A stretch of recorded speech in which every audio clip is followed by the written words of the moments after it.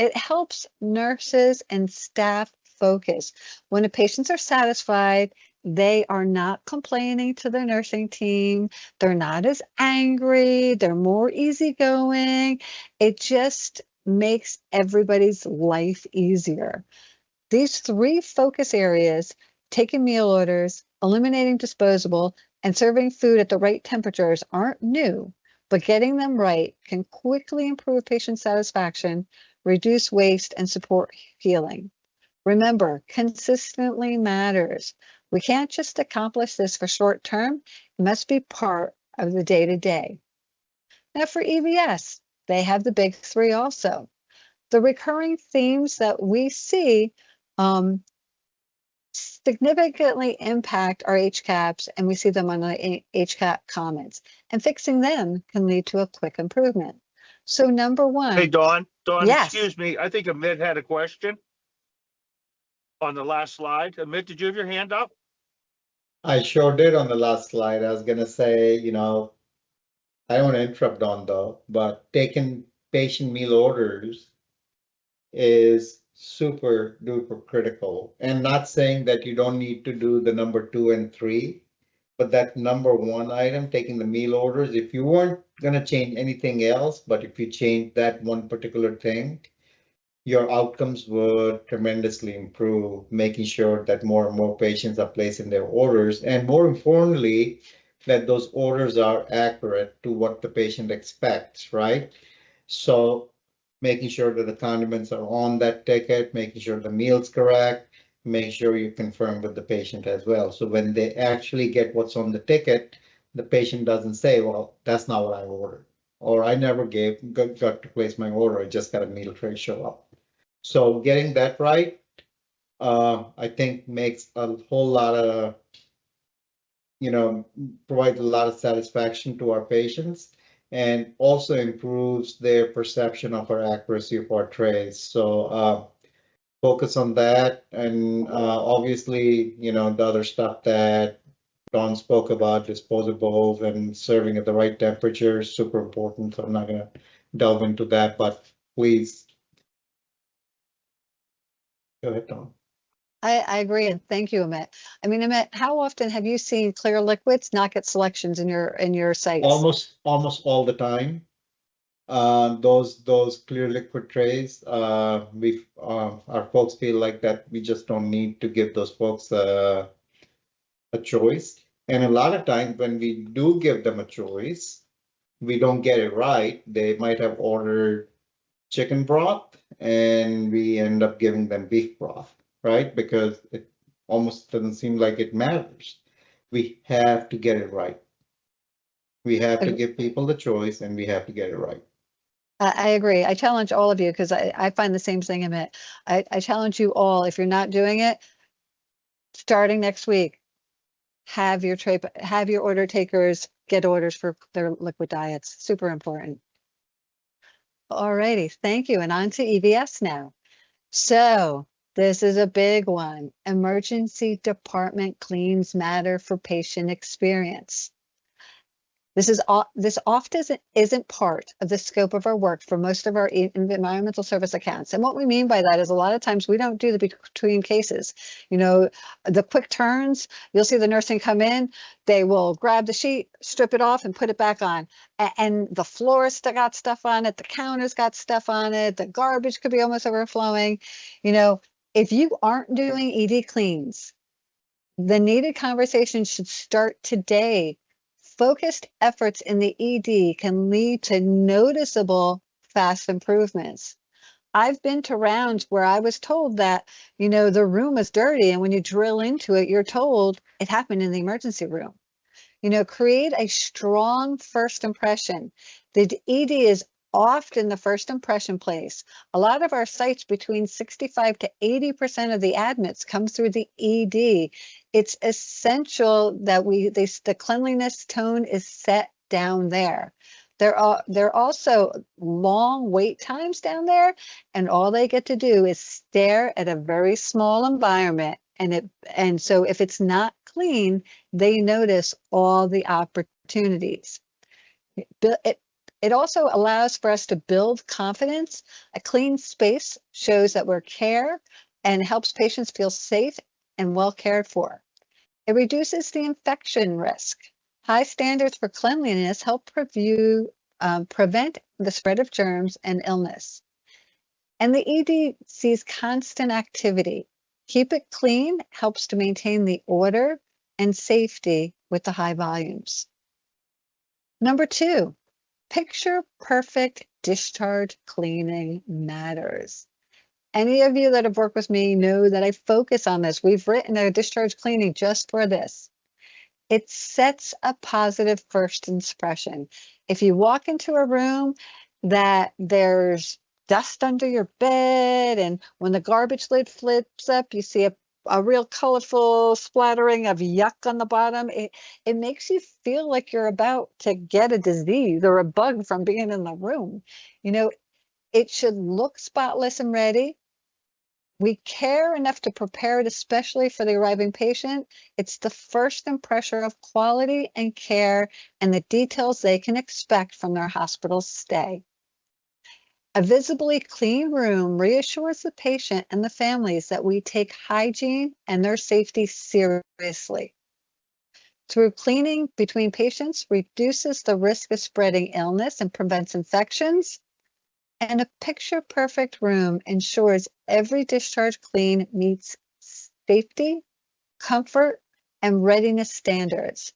Like a working remote, stains and tears on the free linen, comfortable room temperatures, and intact furniture, so the room is fully prepared for the patient.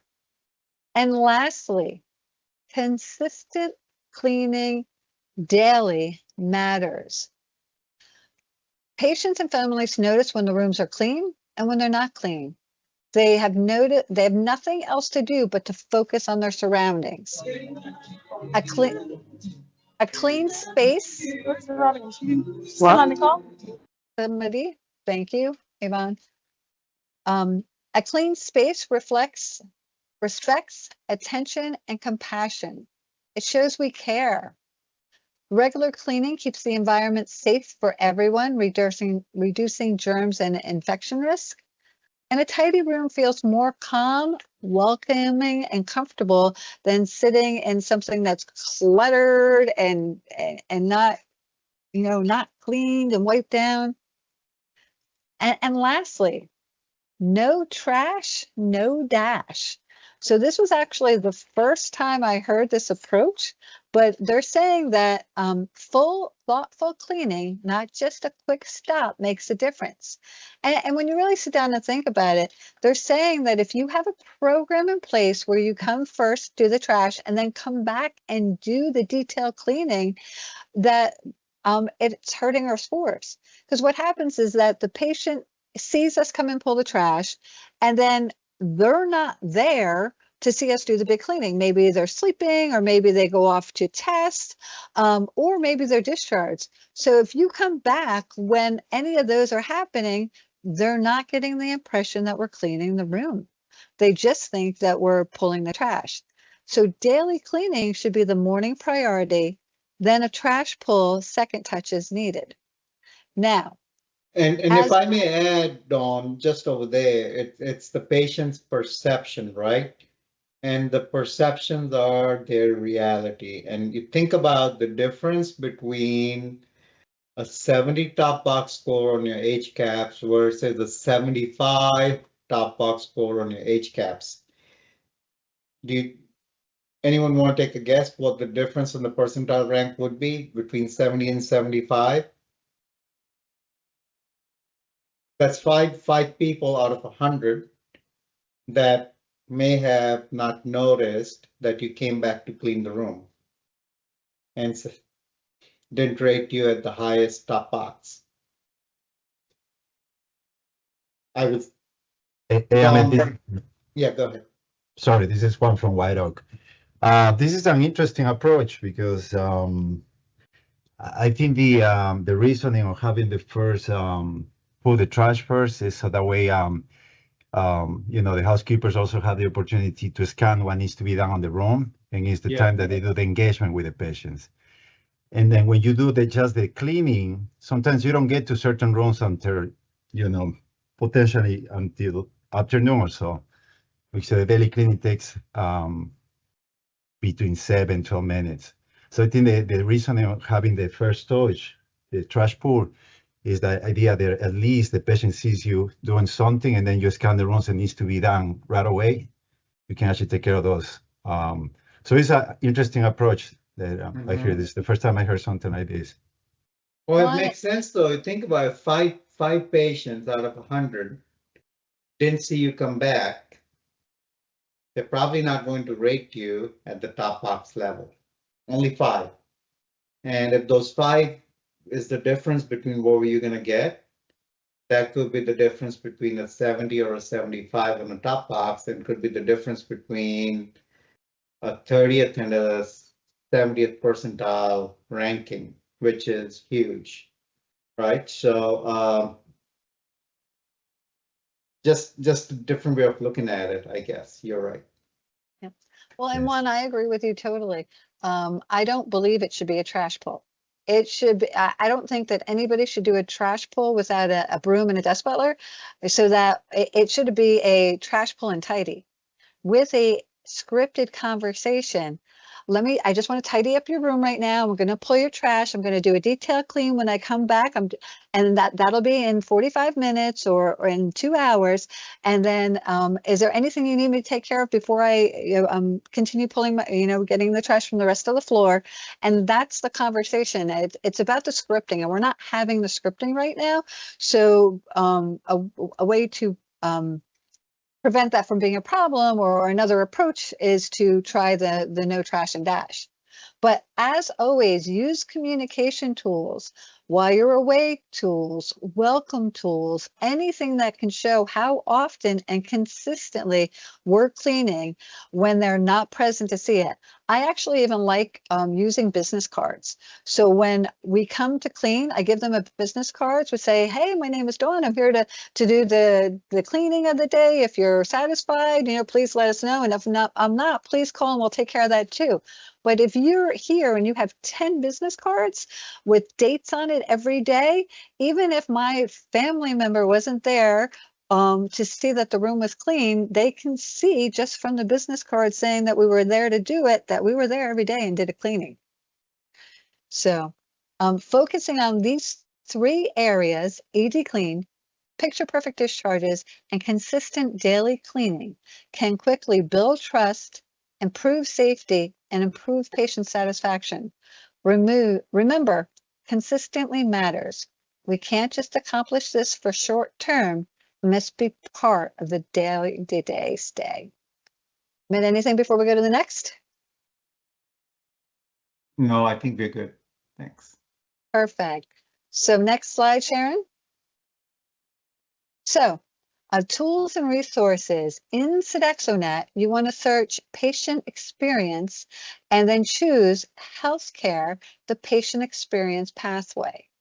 When you do that, it's going to click you to a link, and next page, Sharon, and you are going to get these great self-diagnosed driving excellence checklists. And so environmental service first, you can see that there are several opportunities there. You have consistency and clean trash, emergency room, frequency and timing, cleaning and comfort, restroom, floors, shared rooms, bathrooms, courtesy, and then diagnosing and creating and driving actions. If you click on any of them, a checklist, a detailed checklist will pop up for you to score yourself and find your opportunities to improve in that area. And then it also gives you resources. So it gives you links to ways to improve that item. And it also gives you the ability to create an action plan. So, and you can see in the bottom right-hand corner is the link to Build It Better checklists. And then next slide.